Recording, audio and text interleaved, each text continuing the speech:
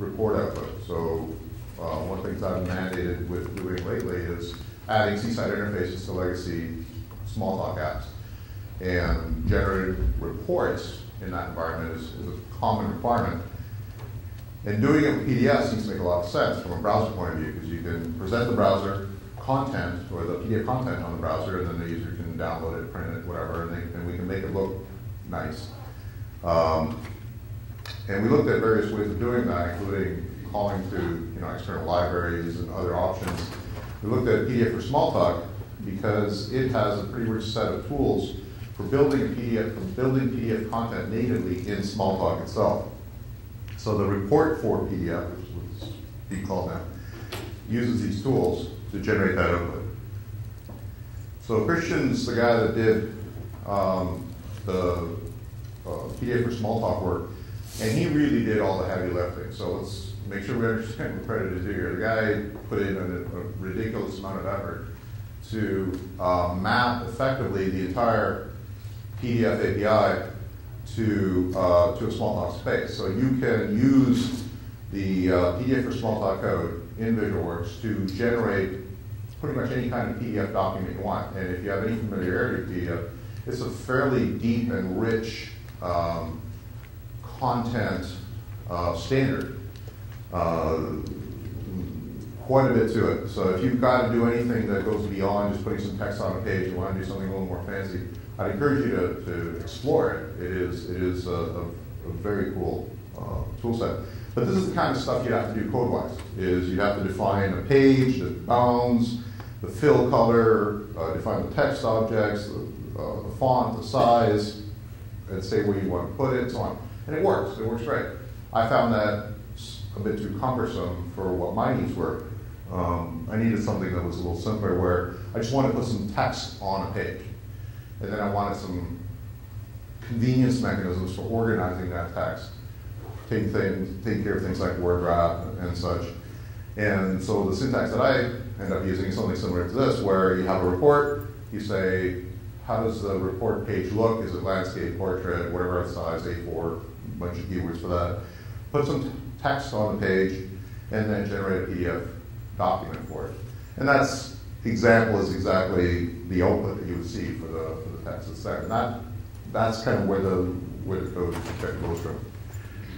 So I'll talk about some of the design ideas behind it, and then just go through a bunch of examples to show you what's capable. The philosophy behind a report layout is, for my needs, were pretty simple. I'm looking at having something that's a header, having some footer, some text in between. Headers and footers could be repeated as required, and there'll be a bunch of parameters for the layout, kind of fonts you want, how you want position, margins, and so on. So I visualize the output as being just a bunch of nested rectangles that you're parameterizing with content, and that they'll have some utility kind of definition for them, what kind of margin you want on any side, or all, what kind of padding between the margin. Do you want a border? So the border would be the area between the padding and the margin, and kind of content you want. And then the idea is that because you're building these nested rectangles of content, the whatever the layout section contains defines its vertical size. So there's the idea that you're adapting to whatever the content is in order to make it fit on an appropriate page. So a lot of the ideas, I mean, I spent most of my time lately at Seaside, so a lot of the verbiage, a lot of the kind of the code examples come from Seaside influence, but it's a different animal, but you can see some of the lineage in there. The other thing I needed was, for layout purposes, just your classic table layout. I want to be able to define columnar data. I wanted to align based on content or based on explicit size definitions. I find myself in the web space and in the Seaside space doing a lot of tables for the purpose of layout, if not just for the purpose of content. So I was strongly motivated to have that tool for myself in order to do any kind of page layout. And things like row span, column span were part of what I want to make sure was supported. So those are all in place as well. So in some of the things I've used this in, using that, especially the row span and column span for content layout more so that for table output turned out to be a common use, and that's true for web stuff as well. So the idea behind this is you've got some content that you've built up. You've defined a page on a report, you put a bunch of content on, and you say, okay, now I want this to render on a PDF output, and I have definitions for how big my page is. So I've got a builder process that says, take my content and map it out to this physical output. I have a logical page with text on it, map it to a physical output that would fit onto the page as I've defined it. And then once that output logic is defined, map that to pdf4smalltalk in order for it to then go and generate the actual PDF content. So the mapping between the output report and the PDF document is pretty simple. I mean, it takes the verbosity that you need to provide in order to generate the PDF document and allows it to be something simple as just put a string here. And that's the intent of kind of this part of the tool set. And when I went through the process, it was an interesting kind of evolution. When you first start this, you say, okay, I just want to put some text on a page. And the very first thing you do is say, okay, I need this to word wrap, so I need to figure out how high it is. And then I get to the bottom of the page, I realize, oh, it's not going to fit, so I got to trigger a page break. And if I trigger a page break, then I do another logical page break. I'm going to start the line there and keep going down. And then you start adding things like tables, and you say, well, what if I do a page break because one of the cells is taller, but I got to go back and start on the previous page for the neighboring cell in order for that to work. So you have this process where you keep adding scenarios, keep adding examples to what you think would work. And inevitably the builder code and the code that collaborates, it ends up having all these special case methods. So there's like, okay, do an output for a table, do an output for a cell, do an output for a string that is too long. And then that didn't smell right. I always had this kind of refactoring experience where I step back and go, this shouldn't be that complicated. There should be some commonality between all of these elements. And what was kind of a gratifying experience was to finally find some of those commonalities. And I had, in the last kind of month of the project, a pretty good negative code count. So I was able to rip out a lot of the special case handling and get down to something that was more generic. So the process flow simply says, I have this output section that I want to put somewhere. Will it fit on the page? If it fits on the page, go ahead and continue. If it doesn't fit on the page, create a new page and put it on the new page. And then the thing that made it kind of nicely reorganize itself is to say, okay, and then tell all your parent layout sections that a new page has been created. And that simplifies things a lot, because if you've got things like a margin for the top part of some text or top part of a page, if you created a new page and you want the vertical position to reflect the fact that a margin occurred, by simply notifying your page that a new page occurred, you can say, okay, now reposition your Y down a little bit so everything starts at the right spot. It just was one of those things that proved to be nice to be able to say, create a new page and notify. And that simple element took out a whole bunch of special case handling code. So if you do fit on a page, you tell this output thing where it fits vertically on the page. And then it just draws itself. It draws its background, draws the borders, and then it says, okay, for my nested sections, go draw yourself. So the nested sections, if you think of something like a paragraph of text and some strings, the text would do whatever border, shading, background, whatever it needed, and then the strings would draw itself. At some point, they wouldn't fit on the page anymore, because they're the ones that don't fit. And they would trigger a page break. And then the paragraph, the text that was in, would know that it's a page break, and if it needs to draw like another border on the next page, now it knows it should redraw a border because the page break occurred. So that's kind of how it all gelled and took fairly well. And then things like knowing that you should be on a page, if you want to have a minimum rule, say, don't draw text on a page unless you can draw at least one line of yourself. Well, that's the decision point of do you fit on a page. So each section can say, do you fit on a page, given whatever rules apply to you. So this thing didn't save it. I saved this thing for clip to, I don't have PowerPoint on this, so it's just a PowerPoint clip, and it messed up some of the borders. I was surprised that happened. Anyway. So the simplest thing you have to do is word wrap, right? So you've got some text, and you want to put it in a text layout section, and it's too wide.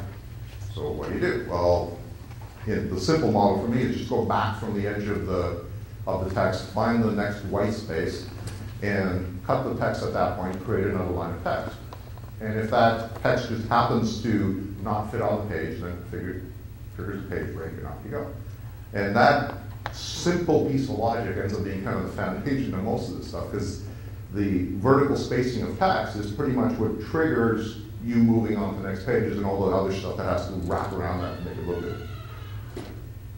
And then the coding pattern came from Seaside, or Seaside influence pattern, if you like, where in Seaside you think about it as having a canvas on which I'm painting things with a particular brush. Whereas the model here is I have an output component that I'm adding other components to. So I'm building things up. So rather than building up something by painting something on a canvas, I'm building things up by adding nested rectangles to an output. So I have a report that has a page, that has some text, and the value of that text, the content of that text will just be hello. Or I can say I have a page with one string and I want to give it another string. And there's a bunch of convenience methods that kicked in terms of how the coding would work. If I just say string to a page, it implies that I want some text on the string that includes, I want some text on the page that includes a string. So there's a bunch of implied builds. And then if you want to, and a standard kind of coding pattern I had, which started was, well, what if I want to do multiple things on any kind of section? So if I want to, on a page, do a bunch of work on the same page, I want a convenience method that says, rather than just giving me parameters for that page, pass me a block, and the block will have the argument of the page, and then you can build multiple components on that page, as opposed to building a temporary variable and then adding things to it. So from a coding style, it ended up collapsing down into some fairly simple code for generating the output. And then for the header, footer sections, you have a page that you want to add a header to. So you're adding a section that's the header, and to that header you can add whatever parameters you want for how it should look and format it should have. Same thing for the footer, and there's a whole bunch of parameters. I'm not going to go through them all, but there's things like you can say which pages you want a header footer on. So there's an include block or an exclude block, so you can add headers and footers on first page, second page, odd number of pages, even number of pages, prime number of pages, whatever. And then in terms of the content of the page, whether you say text with a block that has parameters, or you say text with a string, or you just say a string, it's all logically equivalent. You end up using a more complex method when you have more complex code to add to the output. So here's some examples. I've got a simple report. I say business card is a report size, and business card is there's a bunch of keyword types for size of the page. So business card is one of them, handy for testing because you can see all the content in a narrow space. Landscape, portrait, A4, A5, landscape, A5, portrait, all kinds of things. And again, all that's documented, it was available. And in this case, I'm drawing a square on the page of a height 100 and a width of 100 with a border of 1, and I'm saying put some content in the middle of that square, both vertically and horizontally centered. And then when I was doing this stuff, you want to make sure you did your math right in terms of calculating what the vertical and horizontal offsets are going to be for the text. So on any page, you have the option to say, show grid. And it's a 10 by 10 grid with a 5 by 5 inset grid of a narrower line. And so when I needed to make sure that I positioned it correctly, I had the grid output as part of the PDF content, and I count the squares and make sure everything was done right. Kind of a neat little thing. So let's go some of the examples. There's portraits. So again, here's a portrait report, has a page with some header text of a given font size. Let's say this is the header in a larger font. Here's a header with a smaller font. There's some text. with a margin of 10, so it's indented a little further than the default header. And there's a bunch of convenience words. As I was using this stuff, I found myself repeating certain phrases a lot. So I'd have font size of 10, and then, well, I made that the default. So if you don't put a font size of 10, that's what you get. Well, if you want a bigger font, do you want to say font size 20, or do you just want to say large or small, or very large and very small? So I gave myself convenience methods. So large just gives a larger font, small gives a smaller font, 12 and 8 and so on. So those are kind of peppered throughout the code as convenience things. So things you repeat yourself, find yourself repeating a lot. Bullets, one of the things I used was a simple bullet keyword generates a text with 2 strings, where the first part of it is Zap Ding Bats font. And it can be circles, squares, diamonds, whatever you like. And so the simple one is you say page, here's a bullet with some strings, and that becomes your simple string line. If you want to change what the bullet character is, you can change what the bullet font is, you can change, have numbered ones fairly well. There are, with pdf4smalltalk, there's 4 loaded fonts, and then you can also reference true type fonts. Loaded fonts are available as keywords, so that there's Courier, Helvetica, Times Roman, and then that beanbags one. And there's examples of how to reference what the loaded fonts are, look for the keys if you want to use them. And all of the loaded ones, the ones that are guaranteed to be there, are available as keywords. So I can say within the text, if I have a page, use Courier, send Courier to the page, and then that becomes a font that applies to the entire page, unless a nested section uses something else. If you want to mix fonts in the same line of text, you're free to do so. So you're basically creating a text layout and then adding a bunch of fonts or a bunch of text in for each piece of text saying, oh, I want to use a different font, I want to use a different font size, maybe I want the italics of the same font. You can concatenate as much as you like. And you can have copyright and trademark as convenience keywords. That was something that Christian had suggested could be used that a lot. You could just put in, the character if you could, but it's not available on your keyboard conveniently. So I use a keyword, and it'll put it in whatever the font of the current string is. So it'll respect what it's concatenating itself to. As I was doing this, you'll notice when I have things like the Helvetica and Courier, I was testing out things like the G, J, P, Y, X, the ones that had the descender fonts.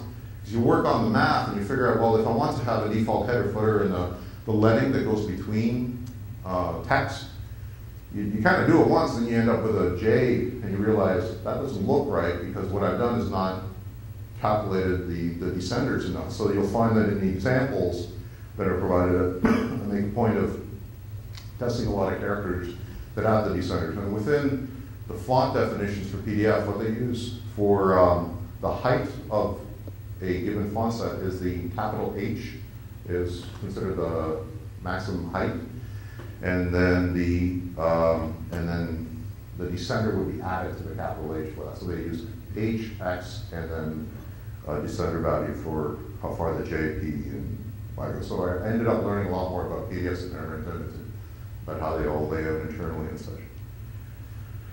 Do background colors, whatever you like. So it uses RGB colors for text that you define. There's some convenience keywords that map into an RGB table. So I coded from my convenience gray, from gray 1 to gray 9, and then like light gray, dark gray, because that's pretty much all I ever use. Like I would highlight some background by saying, give it a gray background. So, but if you want to get precise, you can. And then I also figured, well, I do, familiar with the 6-character hex code colors used for CSS, so I make sure those are supported. And that's a pretty simple mapping. You just map that to those 0 to 255 values that the RGB would be for each of the 2 characters. So I just duplicated as one of the examples the W3 schools HTML color table in a PDF. So whatever color you want for an RGB set is available too. Foreground colors are the same way, so you can mix and match whatever foreground background. And then this is where I got into some convenience stuff for myself. If I said red to a particular section, did I mean what does that mean? Well, if it's a line, I want the foreground to be red, or if it's text, I want that to be red. But if I'm doing it to just a general section, red will do the background. It was an interesting mix to decide what was used for or not. I think that because this is meant to be a programmer tool, this is meant to be something you use in your code. I'm not sure that all the little convenience mechanisms are as critical. I think you can just, what I ended up doing is within my code, in the applications that use this, I ended up using the verbose keywords and didn't use the convenience ones as much. But all the colors are available. Tables were the part that I really wanted to make sure I got working well because they're the layout flexibility tool that I had wanted to make sure I had working. So tables are just another section, a layout section that gets added to a page. To that table, you can add rows. To each row, you can add a cell. And to the table, you can add a header. So that the only thing that makes the header different from the rest of the table is that it'll repeat on a page break. Otherwise, it's just another row with its own fonts and such. The width of a row is going to be defined by the widest cell as best as it can make fit. And there's a whole bunch of little rules that I tried to figure out to make things word wrap appropriately to make the table fit. And I can appreciate how in the browser side of things, when they try to make an HTML table fit on a page, that it must have been a non-trivial process to get all that figured out. Mine doesn't try to be that smart. So if they can't figure it out, you'll get some weird output. But it handles the expected cases or the normal cases quite well. I'm sure that there's all kinds of edge cases that are just a little too strange to understand. And I'm happy to come across them. What ended up happening in the development process is I would give myself an example and say, okay, I need to make a table, so I'd craft an example to do the output. And I'd see how it looks. Okay, this looks good. But then I would try to use the table code in something that's like production code, something that real users would have. And sure enough, the mix of data outputs in the real world far exceed anything I could imagine for myself. And that's where most of the interesting edge cases came from, was in the real world use. And then what I would do is I'd step back and do an example that incorporated each of the kind of unique scenarios of the edge cases in order to make them fit. But here's an example where you can have a cell, you can say for the cell, have a border around any given cell, you can have borders around a row, you can have borders around the table. And it's not just border, you can say top right, bottom left, whatever way you want. So you can make it as complex as you like for the borders. Column span works as you'd expect. So if you say that a particular cell spans a couple of columns, it'll do so. You can give a cell's background color. So in this example, I'm giving them a gray background. Span cells that way. In this case, the table headers have a larger font. It's bold. But that part all seems to be working fairly well. Now, what happens with row span? Here's an example where I looked at trying to solve a particularly interesting problem. The design says that the content of a layout defines its height. So what if I have row span where the content of the row span cell would exceed the height of the neighboring cells, or the neighboring rows. And the neighboring rows are the ones that are defining the height of the table. And it's one of those things where how complex do you want to make this thing? Do you want to try to say, well, if I'm going to have a row span that exceeds the height, should I take the last row and make it taller or do something else? And it just got kind of nuts. So this is where I just punted. And I said, you know what, if it doesn't fit, I'm going to draw this little arrow to show that there's some truncated text that I just couldn't figure out how to make fit. And if there's a way to make it fit, like you're trying to put too much text into something that doesn't have enough space. This is one of those things where I wasn't sure what the best solution was, and maybe this time I'll figure that out. But that's the general display when something doesn't fit. So you can say to a particular cell to not wrap, so no wrap is a keyword, and because you don't want to split that. Well, what if you say no wrap to something and you give it a very long string? Well, what do you expect to happen? Well, it'll get truncated, and then that little arrow will display. So that's kind of my standard escape clause saying, I pumped, I can't figure out what to do in this case, I'll show you the truncated, and If it's something that we can fix, fine. Otherwise, change your data so that it fits. Nested tables were something I want to make sure work, because that's something that certainly in the HTML side I make a lot of use of. So you define a table for your larger elements of your page, and then you can have nested elements to position things around your page as you like. So here's the case where one cell has in itself a nested table. So cell is nothing more than another layout component, and it can contain anything. You could have images, you could have other tables, you could have text, you could have anything that would normally go into a rectangle part of the page. And in this case, we have a nested table. The border, if you look, is set so that the cell itself has a border of 0.5, and then the cell border of the table has a border of 0.1. And if you were to zoom in on the display, you would see kind of a difference in the width of the borders.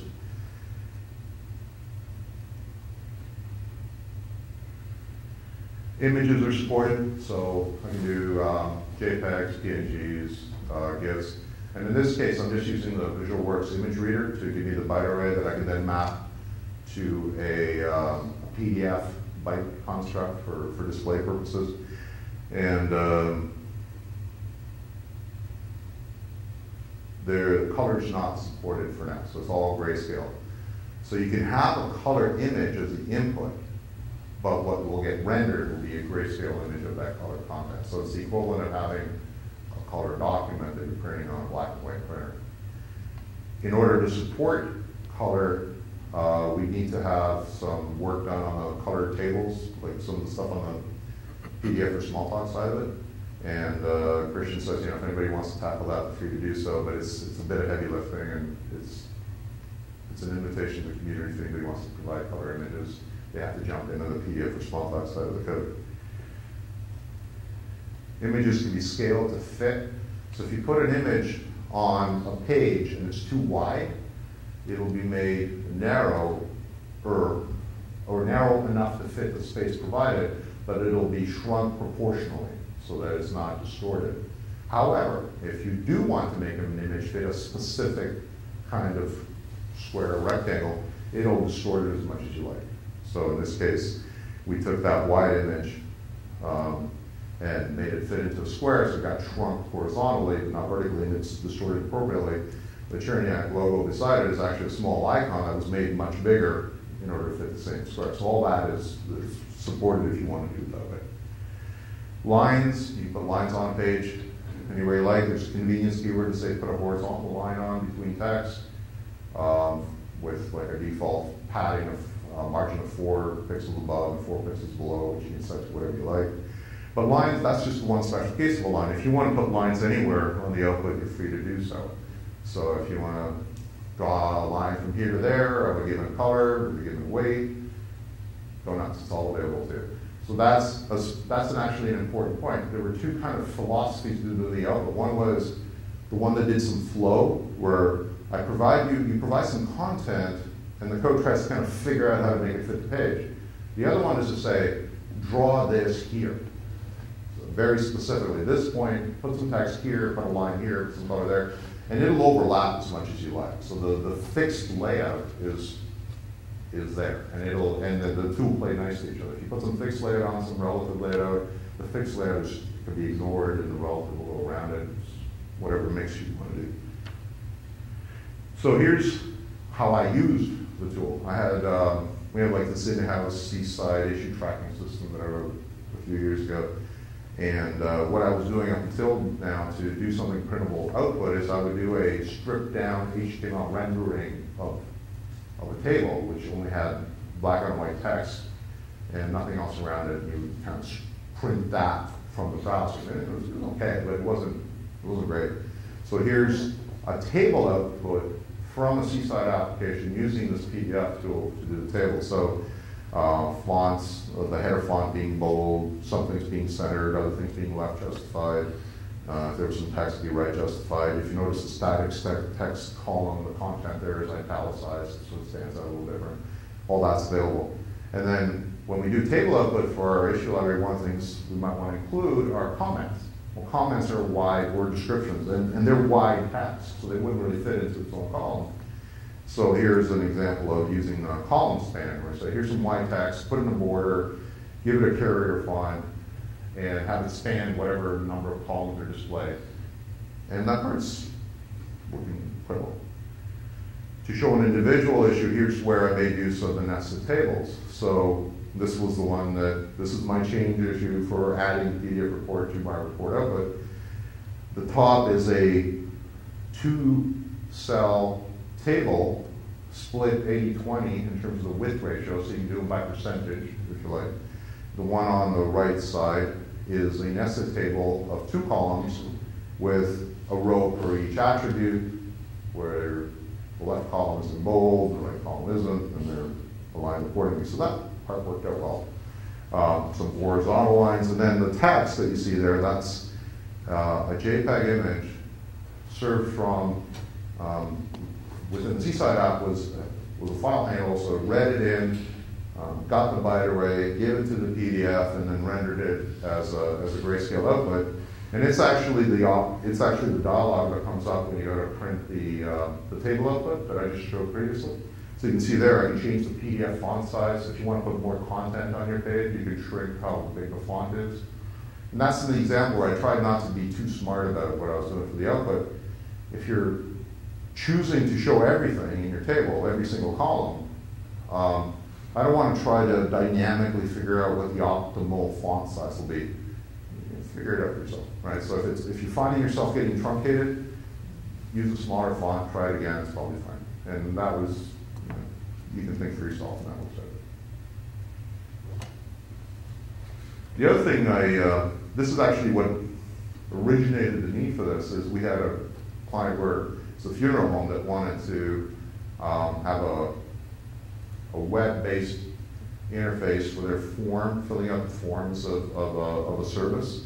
So what was common is that they go to a room and talk to the families and figure out what they want to do. And what they didn't want was to have a laptop in front of them. They didn't want to be talking to you while they're typing and having a very sensitive conversation, obviously, right? So what they were looking for is maybe some kind of pad interface, something that they could talk to, make it a Seaside app, and as they're filling things in, have the data kind of captured by the application, and then allow for the printing of what would normally be hand-filled out forms. Turns out the layout of the forms is government mandated. How that form looks is not something that you can choose to make your own. So in order to match it, we scan the forms. I scanned the forms, imported them into Visio, and you can kind of see the lines that I used to figure out which pixel position the lines were in. And I just made rectangles that fit that size and fill that with content. And then if they were to fill something out, if we were to print this, the content would be filled out. As part of it, you can see we even carried over some of the sizing anomalies that they've got, where the given name in the second row of the name of the species is wider than the other 2 rows. Government says so, where we argue, so it has to be of that style. So this is an example of using explicit positioning in order to get something to look exactly the same way. And then finally, within the application, the way I wrote the user guide for how to use the report for PDF is written in report for PDF. So there are several methods on the report R4P report class that are just text of the user guide. And there's a trivial kind of markup language where if the first character of that line represents either a heading or a bullet or bold text, it'll format that line accordingly and then give you the appropriate output. And then there's a convenience method that just says build a user guide, and it'll generate the user guide as a 10-page PDF document, and it has images and highlights and bold text and sections. Quite readable. So I use that as an example to show how you can programmatically make use of the report for PDF code. And in the highlighted code you see there's a layout components with the colon as the first character, says make this bold. And then asterisk is the first character for the next few, make that bullets. I thought it was kind of a neat way to do a user guide. So, what's next? Well, there's a bunch of stuff I wouldn't mind doing. There's probably some more formatting options. I can imagine there's all kinds of things about not leaving orphan paragraphs, depending on how many strings they should have. There's, I'd like to do links within the document. PDF has hypertext, hyperlink capability, so you can say if I click on this, jump to over here. Shouldn't be hard to add. Once that's available, I'd like to add things like an automated table of contents generation. So if you identify these as being like the sections of a report, please give me a table of contents, there it is. That's something I had done once before in a visual age application that used totally objects as its tool. Because I knew the sections, it was easy to do the table of contents. That'd be kind of cool. And then once you get it in PDF, you can click on the page number and it'll jump you to the page number. So I'm looking at doing that. The color images, yeah, I'd like to do that. I need some help from Christian on how to do the color tables. I am highly motivated to port this to GemStone because I would like to be able to natively generate PDFs from GemStone because that's where my Seaside apps typically live. There are some issues with font definitions that will have to be abstracted. And Christian needs to rename all his classes because he made heavy use of namespaces. So there are classes like string and array and document that make it a bit of a challenge to port. So we're negotiating about the best ways to do that right now. Instantiations, just sniffing around to see about porting to VA. I also support a Seaside Output in VA, so I'd like to do that as well. I'm hoping to do it first. And certainly the Faro and Squeak side, assuming we get the GemStone and VA port, doing the final dialects shouldn't be that difficult because I would hope that by then we've done most of the cross-dialect dependency work to make that happen. The VW version will be available on the Cincom store. I'm waiting for an ID, but in the next few days, so it'll be there real soon now. And as far as updates, the timing on this couldn't have been worse. The forum on which Christian was hosting the pdf4smalltalk environment is shutting down. It was a volunteer effort and so on, so they had like 14,000 open source projects coming. And he is in the process of deciding where to host pdf4smalltalk. Wherever he goes, that's where report for PDF will go. So hopefully that will be decided soon. It was last week that happened, so we kind of got caught right in the last bit. And that's it for me. Any questions?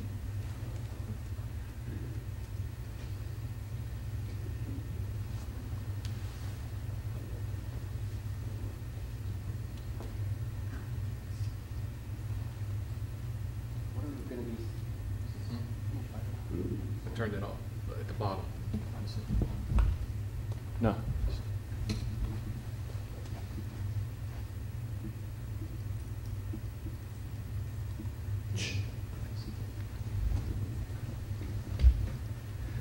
What do you anticipate being some of the porting challenges besides the namespaces? The big one, aside from the namespace, the big one is the fonts. There's a pdf4smalltalk makes use of the font definitions within VisualWorks to hold the parameters of the font, so that capital H size, the descender size, the font size. And where that gets used is when you want to calculate the width of a string, it depends on which font that string is written in. So you end up delegating a lot of that calculation to font structure. So it's understood that we have to do an abstraction of some of that font information in a way that provided the equivalent information. Because what happens is once you have it, you don't really need anything except to know those parameters. Because what you're using them for is to generate the content of the PDF, right? So you're telling the PDF, here's the font definition, here are the parameters of font definition, and here's how it's used.